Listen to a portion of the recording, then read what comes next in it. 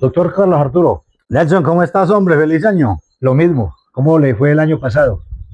Pues, hombre, bien, aparte de lo personal que tuvimos algunas situaciones difíciles con mi señora en su salud, pero ahí vamos. Eso es normal en las familias y hay Sí. temporadas que son buenas y otras malas, pero uno tiene que recibir todo con buen inventario. Así es, así es. Dios siempre está con nosotros. Así es. Doctor, ¿cómo ve la situación, pues, que es la noticia hoy en día a nivel mundial? El tema de Nicolás Maduro, esa intervención que hizo Estados Unidos. Muchos dicen que es un problema económico, que Estados Unidos está interesado más que cualquier cosa es en el petróleo. ¿Cómo ve usted esa situación? La situación es sumamente compleja porque el presidente Trump dice que hace una intervención no militar, sino policial, porque era una operación de narcotráfico. De hecho, a Nicolás Maduro lo captura la DEA como un tema de policial de los Estados Unidos, donde ellos tienen legitimidad. Obviamente está cuestionado el tema de si los presidentes tienen inmunidad o no tienen inmunidad. Pero aquí va mucho más allá, es decir, aquí hay varios temas que son colaterales, pero definitivos. Uno, el presidente Maduro es un gobierno ilegítimo y ha seguido gobernando desde la delincuencia. Porque por lo menos lo que se vio por parte del presidente de los Estados Unidos es que sí tienen pruebas de que él está delinquiendo. Es muy complejo un jefe de Estado gobernando desde el delito. Dos, la cantidad de empresas, más de 200 empresas que fueron expropiadas de los Estados Unidos, en Venezuela, de los Estados Unidos, sin indemnización previa. Y por eso dice casi que multinacionales. Multinacionales, porque la expropiación es autorizada en el mundo entero y en el derecho, pero con indemnización. Aquí le dijeron, venga, esto es de nosotros y sin peso ni nada. Y por eso hay varios fallos de tribunales internacionales ordenando a Venezuela pagar que nunca pagó. Entonces, obviamente, es el tema de recuperar los dineros de esas empresas. Tercero, indiscutiblemente, el presidente Trump se ha referido más de 20, 30 veces al tema del petróleo. Porque el petróleo indiscutiblemente seguirá teniendo vigencia por ahí por 100 años más. Así tengamos transición energética, tengamos vehículos eléctricos, no solamente los vehículos, son muchas cosas que dependen del petróleo. Entonces, obviamente hay unos intereses superiores y lo que decía el secretario de Estado Rubio es que cuando menos pensamos el petróleo de Estados Unidos lo estaba gobernando otros países, China y Corea y otros, y resulta que ahí está la legitimidad del Estado. Queda en evidencia que hay dos organismos multilaterales como la OEA y la ONU que no sirven para nada. Son un club para tomar whisky, son un club para... Son decorativas, pero realmente en la crisis de los países, en la crisis humanitaria de los países, nada han hecho. Y un país que tiene más de 10 millones de personas en éxodo por fuera en el mundo entero, y estos organismos nunca hicieron nada. Es que no se le olvide que es que ya llevan 25 años en el poder. Hay mucho huérfano, hay mucho niño que ha sufrido, mucha persona que ha sufrido, y eso no pasó nada. Ahora, es indiscutible que frente a la destrucción del tejido social, lo primero que hay que hacer es recuperar la economía. Si usted no tiene una economía fuerte, usted no es capaz de reconstruir el tejido social. ¿Por qué? Pues los problemas sociales se resuelven con plata.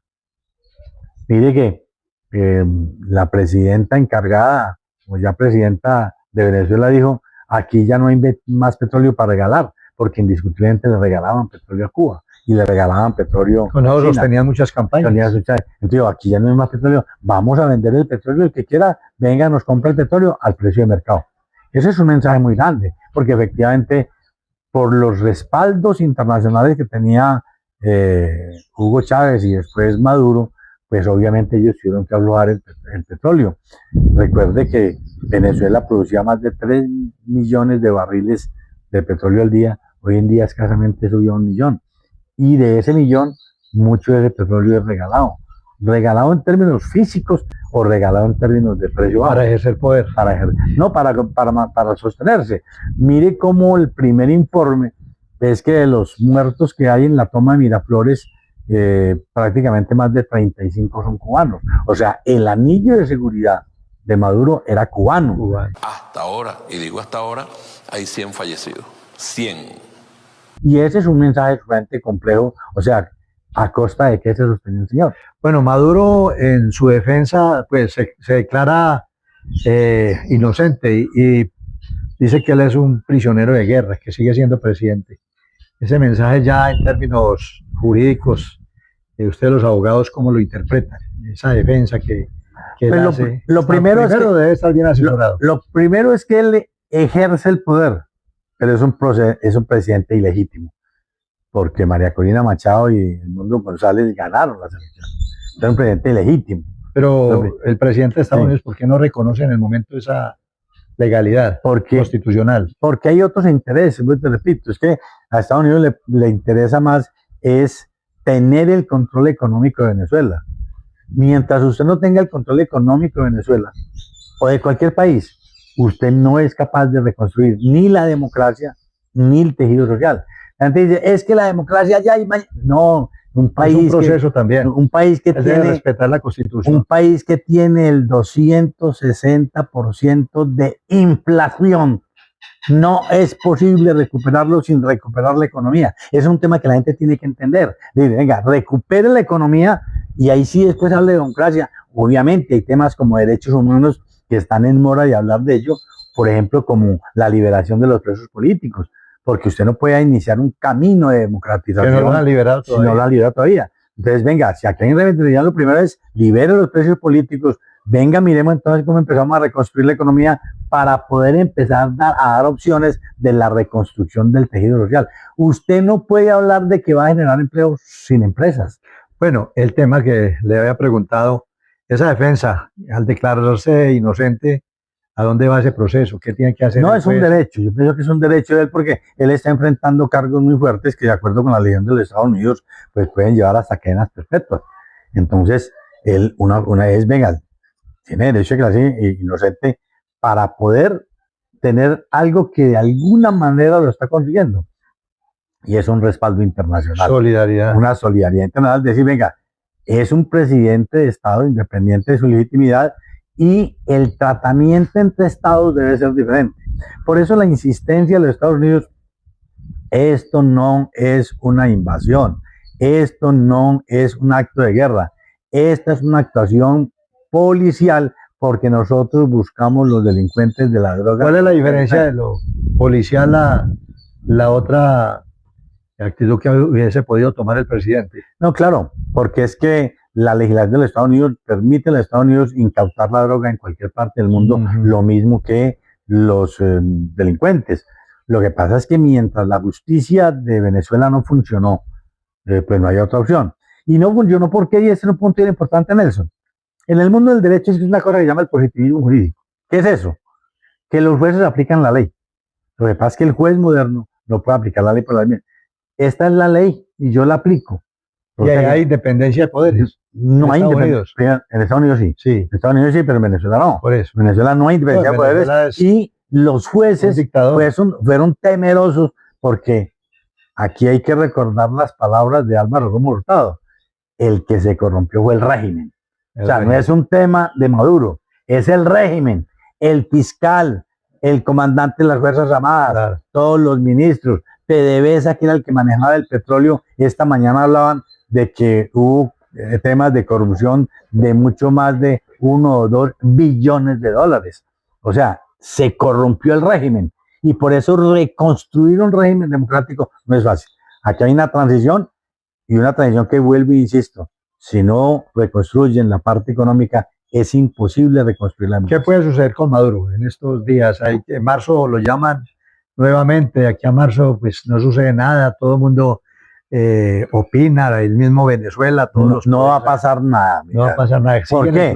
Ya ha habido varios ejemplos, el de Noriega, por ejemplo. Una vez lo condenan y va a una cárcel. Mire, a un juez le importó un pepino decir, vea que mañana otra audiencia, que perdón, en marzo le hago la otra. Y en marzo dicen, diciembre le hago la otra. Y ahí se va un año. Y en el 2027 le hago la otra. Porque es que usted, además porque hay un tema psicológico bien fuerte, usted tener todo el poder. Recuerde que él salía en los audios, inclusive desafiando a los Estados Unidos y verse ya encarcelado. Además, la tranquilidad que se vive con un preso de esos es porque a ellos también, a través de sus alimentos y todo eso, les suministran unos medicamentos para la tranquilidad, porque una persona hasta se puede suicidar o puede atacar a cualquier... Mil cosas, pero, o sea... Sí, porque la gente dice, ¿por qué tan tranquilo? No les ha dado nada. No, tener el poder y después cuando usted despertar, como despertaron los venezolanos, es que los venezolanos despertaron a las 5 de la mañana y dijeron, ya Maduro está en Nueva York. Muy porque a él lo cogieron en helicóptero, lo llevaron según las noticias, lo llevaron al barco, del barco lo llevaron a Guantánamo, de Guantánamo un avión directamente a Nueva York. O sea, cuando el pueblo venezolano no había despertado siquiera y el mundo entero no había despertado, ya le han hecho mano. Ahora, eso tiene también otras implicaciones. El nivel de táctica de Estados Unidos es una cosa impresionante. Es que entrar a una base que tenía elementos antimisiles, que tenía toda una protección, que tenía 3 anillos de seguridad y le penetran. Tenía un búnker. O sea, eso tiene que tener una cosa de inteligencia y obviamente ahí que hubo toda una coordinación entre la DEA y la CIA. Además, Maduro se confió de que tenía un anillo de seguridad. Un anillo de seguridad también internacional. Total. Él no creía que eso se iba a dar. O sea, desde el punto de vista estratégico, yo le decía a unos amigos, esperemos la película. Aquí nos tienen que mostrar algún día la película de cómo es. La están haciendo ya, como hicieron cuando mataron a Bin Laden. Aparece la película de cómo... Finalmente, para terminar este tema, ¿qué puede suceder con Diosdado Cabello y toda esta gente que sigue ejerciendo el poder y ofendiendo a los mismos Estados Unidos y a los otros países? Hombre, yo pienso que ellos no han despertado, mi opinión es que ellos no han despertado lo que les pasó. Y no miran las consecuencias. No, ellos todavía tienen el poder, ellos todavía están ahí. Los Estados Unidos les ha hecho unas concesiones. De hecho, yo quiero gobernar con ustedes para esa transición, porque indiscutiblemente toda la prensa internacional coincide en que tuvo que haber habido ayuda de por dentro. Si no había ayuda adentro era imposible una perfección de operación. Además, esa cantidad de plata que están ofreciendo. Entonces les van a plantear, o ustedes hacen lo que los Estados Unidos tiene que tener una hoja de ruta. Este es el camino. Si ellos dicen no, pues también va por ellos. Así de sencillo. Entonces, pero esto apenas comienza. Yo pienso que va a pasar muchos años para reconstruir esa economía de los Estados Unidos. Mire las grandes multinacionales. La Exxon, por ejemplo, cuando recupera los ingenieros de petróleo y todo eso, a volverlos a mandar para Venezuela. ¿Qué puede pasar con Petro frente a toda esta situación? Hoy hemos hablado por teléfono por primera vez desde que es presidente. Lo que pasa es que es distinto el fenómeno, porque primero, Gustavo Petro es un presidente legítimo, elegido. Que uno esté de acuerdo con su forma de gobernar es otra cosa, un presidente legítimo. 2, por lo menos las noticias dicen que Gustavo Petro no tiene un proceso judicial por narcotráfico en los Estados Unidos. Pero las condiciones con Petro son totalmente diferentes, porque él sí es un presidente elegido. El problema de Petro es la intromisión, pues, que se ha estado metiendo en asuntos ya. Ni siquiera eso. Yo pienso que los Estados Unidos tienen que tener un seguimiento muy grande, donde tendrá algunas pruebas para decir qué pasa. Ahora, lo que sí es cierto es que frente a las declaraciones de Trump, hace rato que la Comisión de Acusaciones de la Cámara debió empezar un proceso, debió solicitar en un momento determinado las pruebas para ser justiciado en Colombia o en su defecto para generar una extradición. Venga, es que el camino es distinto, el camino es diferente porque, vuelvo y repito, no se tiene noticia de que en Estados Unidos haya un juez de la República que esté pidiendo a Petro, mientras que a Maduro había más de 5 jueces que estaban pidiendo la violación a los derechos humanos, a muchas cosas. Se está viviendo en Venezuela. El fenómeno es totalmente diferente. Ahora, también aquí hay que analizar un tema que va a ser importante con las sentencias de la Corte. ¿Cuál es? Si bien el gobierno Petro es legítimo, pues también la legitimidad hay que ejercerla.